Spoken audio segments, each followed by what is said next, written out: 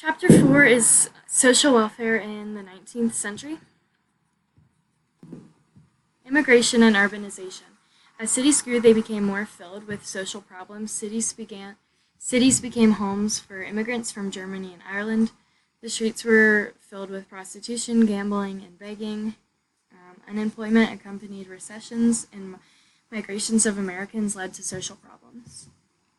Social reform policies in the 19th century.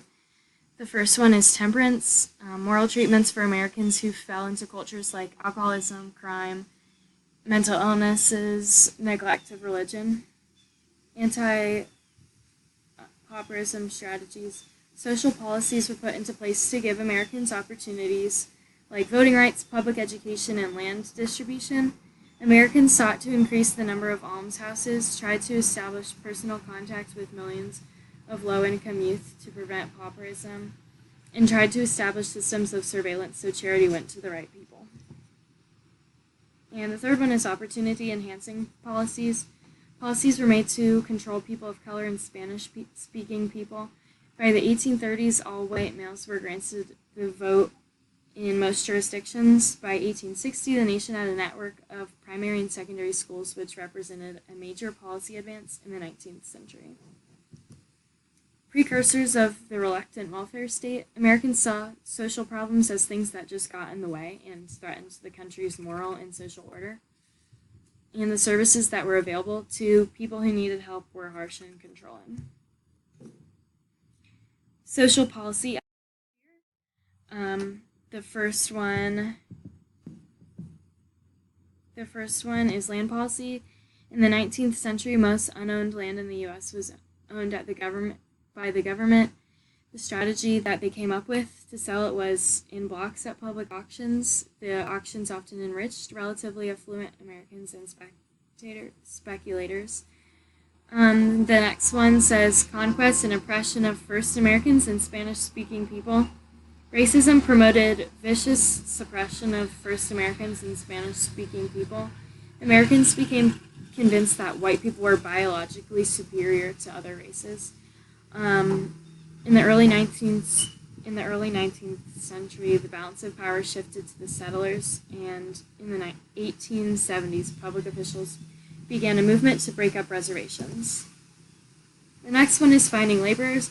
Americans in the West needed to find labor to grow crops and build public improvements.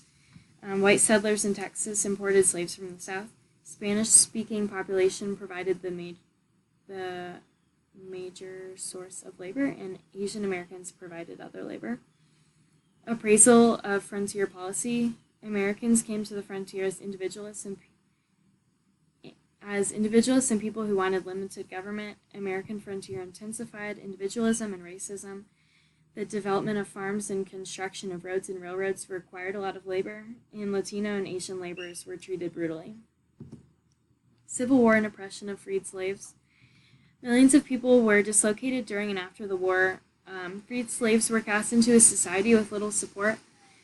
The primary issue to be resolved during the war was legal status of slaves. Freed slaves needed land that couldn't be fulfilled, and reformers lost an opportunity to improve the lot of freed slaves after the war.